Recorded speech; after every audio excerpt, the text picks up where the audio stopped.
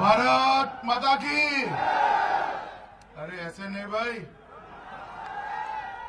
बड़ौद वाले ऐसे बोलेंगे क्या? मेरे साथ मोदी जी दिल्ली में है आज। मोदी जी तक आवाज जानी चाहिए।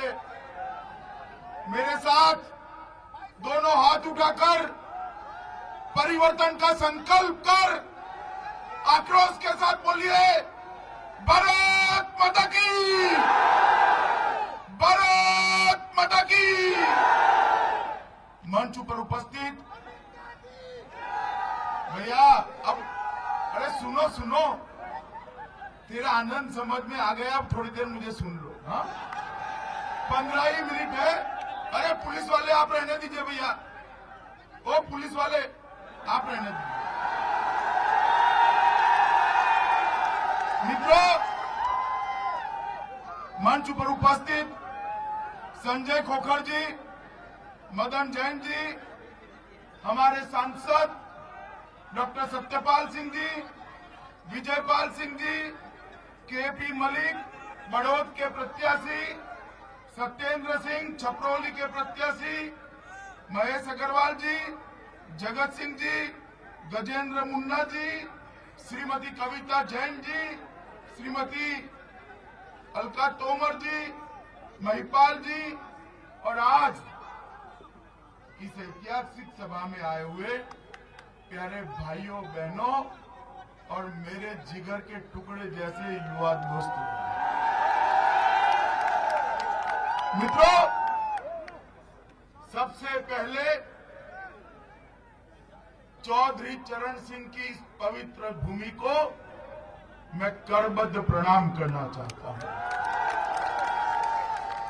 मित्रों, आज मुझे मौका मिला है बागपत की महान धरती पर आपसे बात करने का।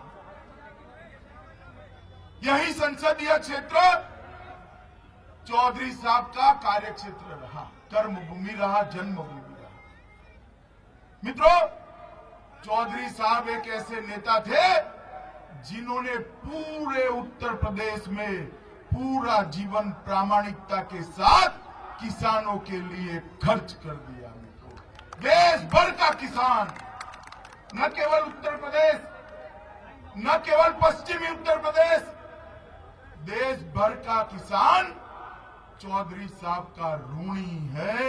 ये धरती को मैं बार बार नमन करता हूं। मित्रों, अगले 11 तारीख से 9 मार्च तक उत्तर प्रदेश में मतदान होने वाला है।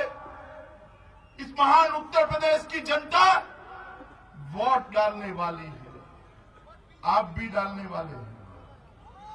मगर मेरा आपसे निवेदन है कि आप जब वोट डालने जाइए तब किसी को एमएलए बनाने के लिए वोट मत डालिएगा, किसी को हटाने के लिए वोट मत डालिएगा, मुख्यमंत्री बदलने के लिए वोट मत डालिएगा, सरकार बदलने के लिए वोट मत डालिएगा।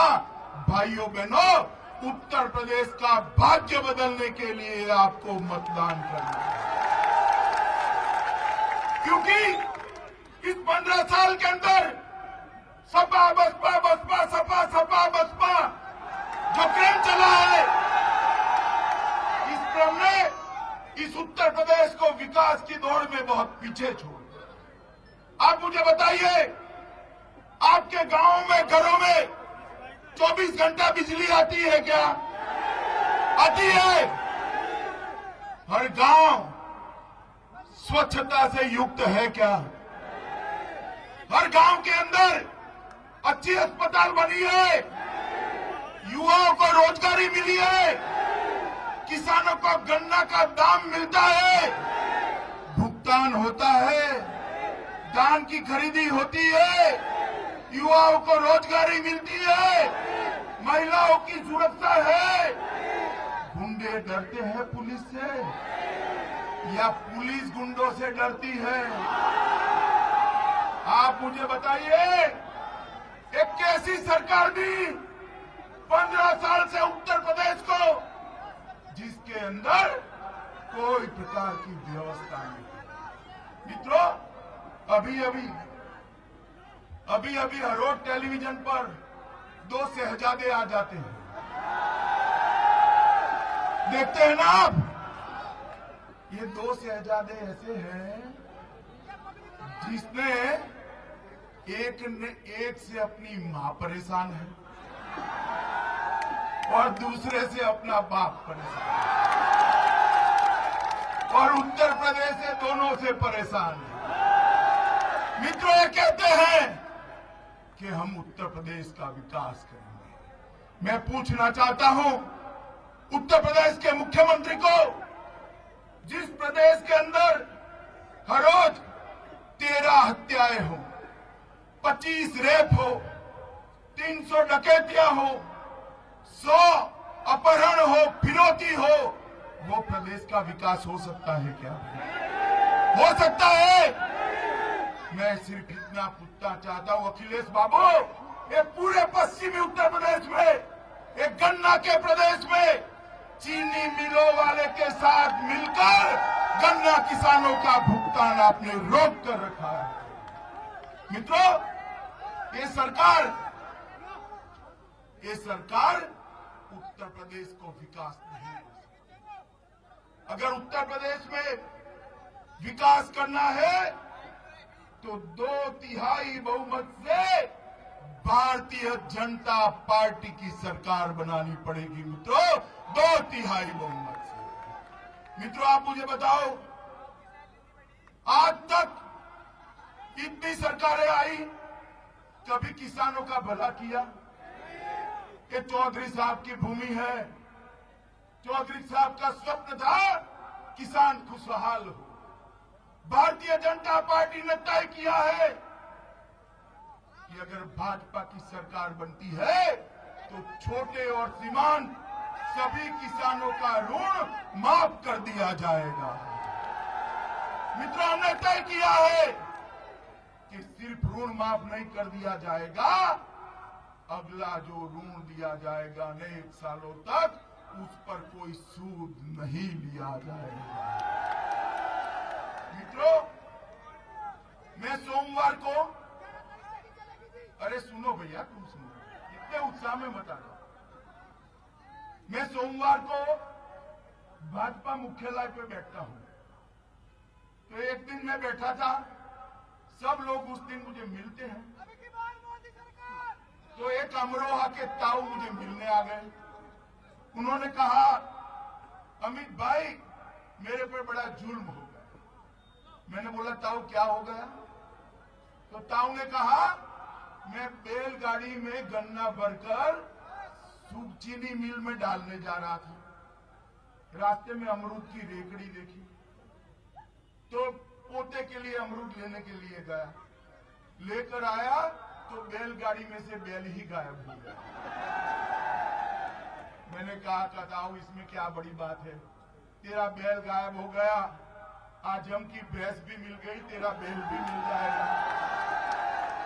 तो उसने कहा, मेरा बैल नहीं मिलेगा। मैंने बोला, क्यों नहीं मिलेगा ताऊ? तो उसने कहा, कत्ल खाने वाले उठाकर ले गए मेरा बैल। मित्रों, हमने तय किया है, जिस दिन भारतीय जनता पार्टी का मुख्यमंत्री उत्तर प्रदेश में शपथ लेता है, उसी दिन सभी यांत्रिक कत्ल खानों पर प्रतिबंध लगा दिया जाएगा।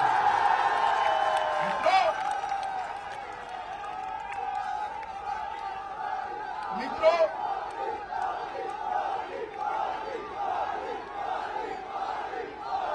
अरे आगे भी बहुत है, सुनो जरा, सुनो सुनो सुनो सुनो।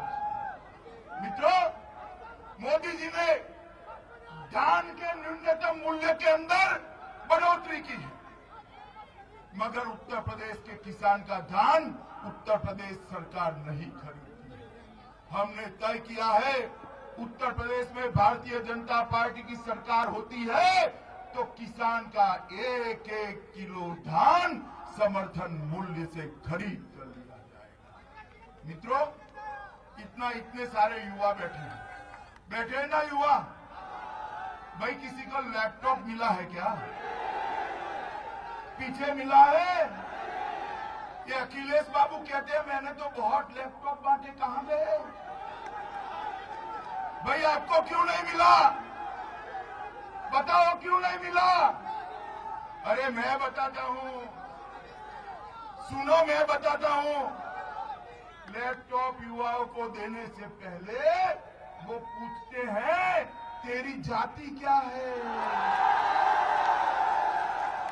और ज्यादा मेहरबान हो गए तो पूछेंगे तेरा धर्म क्या है।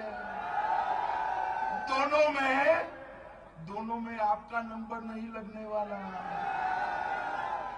हमने तय किया है मित्रों कि भारतीय जनता पार्टी की सरकार बनती है तो जाति और धर्म के भेदभाव के बगैर यूपी के हर युवा को 1 GB इंटरनेट के साथ मुफ्त लैपटॉप दे दिया जाए। मित्रों, अखिलेश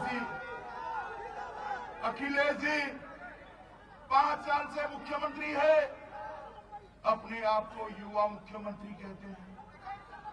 हमें दिक्कत नहीं है, अच्छी बात है, कोई युवा राजनीति में इतना आगे आए, बस सिर्फ बाप को परेशान न करे। मगर ये सारे युवा बताइए, उत्तर प्रदेश सर्विस कमीशन से अगर आपको बहाली के लिए इंटरव्यू आता है तो आपको नौकरी मिलेगी क्या? क्यों नहीं मिलेगी? लगेगा ना, लगेगा ना। युवाओं, उत्तर प्रदेश के युवा एक बार भाजपा की सरकार बना दे, उत्तर प्रदेश में से वर्ग 3 और 4 के लिए इंटरव्यू ही समाप्त कर दिया जाएगा। जिनको मेरिट होगा, जिनके मार्क ज्यादा होंगे, उसको नौकरी मिल जाएगी मित्रों, नौकरी मिल जाएगी। न बचेगा बांस, न बचेगी बांसुरी। मित्रों, ये भ्रष्टाचार की गंगा जो चलाई है, उसको रोकने का समय आ गया है। इलाहाबाद हाईकोर्ट ने उत्तर प्रदेश सर्विस कमीशन के अध्यक्ष को निलंबित करना पड़ा क्योंकि 70% बहालियां एक ही जाति से कर दी, जैसे यहां तो कोई रहता ही नहीं है। मित्रों, मोदी जी का नारा है सबका साथ, सबका विकास, और मोदी जी के नारे पे हम इसको चलाएंगे। मित्रों, हमने तय किया है, अभी सत्यपाल सिंह जी ने कहा कि गन्ना किसानों को 14 दिन में पेमेंट कर दिया जाए। मित्रों, ये जब हम घोषणा पत्र बना रहे तब ये सुझाव आया, उसके लिए कॉर्पस फंड बनाने की योजना सोची। 800 करोड़ रुपया उत्तर प्रदेश सरकार, आने वाली उत्तर प्रदेश सरकार गन्ना किसानों के लिए कॉर्पस देगी। जो देरी होगी उसका सूद उत्तर प्रदेश सरकार भरेगी और बैंक से आपको सीधा पेमेंट करेगी। इस प्रकार का हमने व्यवस्था की। 14 दिन में गन्ना किसान को अपना पेमेंट मिल जाएगा। हमने तय किया है ये योजना का नाम चौधरी चरण सिंह गन्ना किसान भुगतान योजना के नाम से।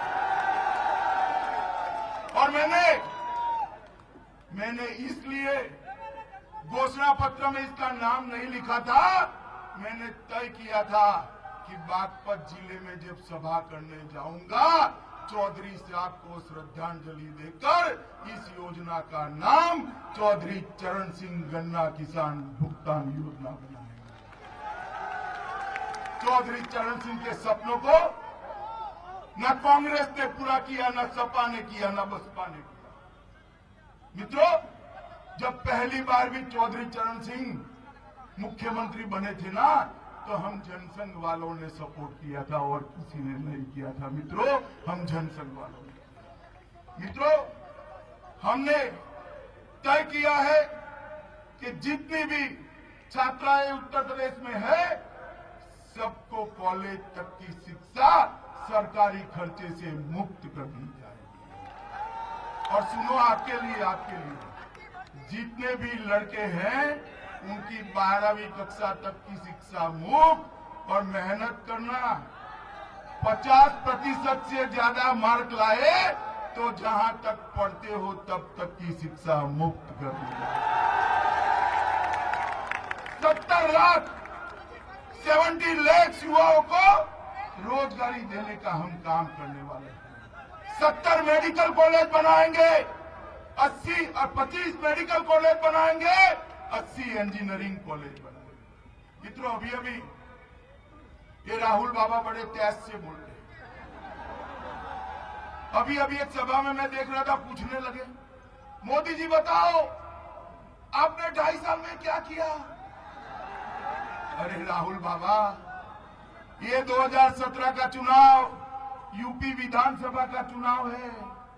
2019 का चुनाव आएगा तब पाई पाई का और पल पल का हिसाब आपको देंगे, पल पल का।